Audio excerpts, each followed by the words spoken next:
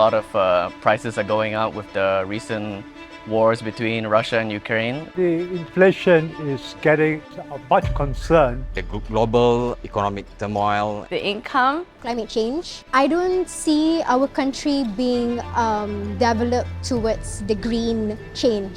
Gender equality, about how especially when you climb the corporate ladder, people will think that just because you're a woman, a mother, you can't perform well. Uncertainty is a fact of life, but the world and Malaysians face it more than ever today. The COVID-19 pandemic continues to develop new variants.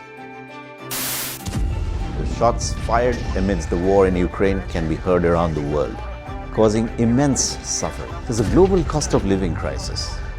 Meanwhile, the threat of climate change continues to increase exponentially.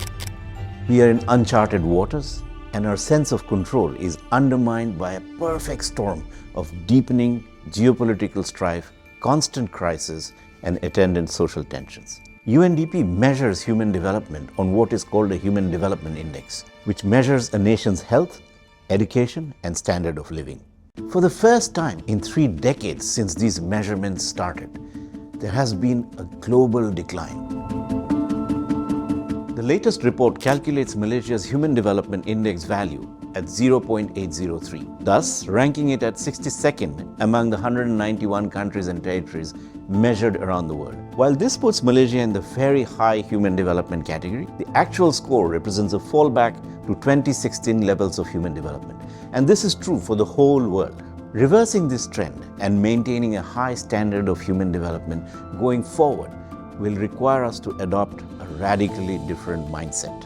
We must learn to accept that our world is fundamentally changing and that there is no going back, and there may never be a new normal. Responding to this challenge and meeting these uncertainties head-on are the topics of the 2021-2022 Human Development Report, entitled Uncertain Times, Unsettled Lives, Shaping Our Future in a Transforming World. The report argues that it will not be enough to build forward better. We must start a dialogue with the people that embraces uncertainty and focuses on new and innovative solutions.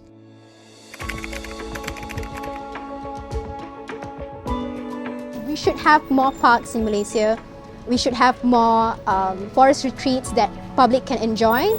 The government must work with the people and come up with proper strategies to overcome these major problems. And we need to maintain this, and we hope for a bright future.